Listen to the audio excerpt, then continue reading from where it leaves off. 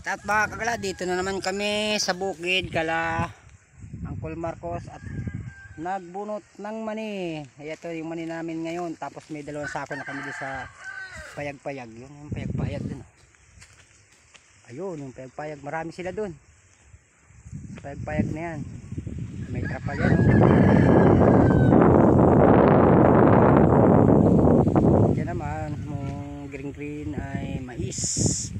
Dito sa likod ko, dito kami sa mundo kasi hindi naman mainit, malakas naman ang hangin. Yan, buno, himay-himay tayo ng mani. Ito ka pala yung mani kong himay, no? Yan, mga kagala, mani. Nakipakikuha nga doon cellphone. Mani. Yun. Saka chinelas ko na rin.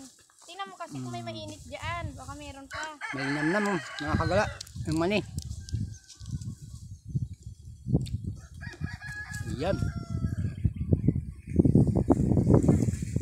Ayun mga mais, so may laman, nag-ihaw nga kami kanina ng mais. Mga kamis kapag bago ang mais. Ang ganda ng bukid mga kagala. Ayun. Yun, yung ano na yan, puro mais yan. Hindi yan damo. Saka yung bundok na yan, oh. Yan, mataas na yan, mais yan. Yung pagbukod na yan, mais yan.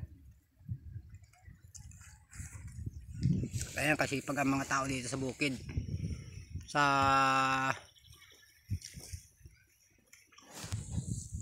Barangay Agsagukso,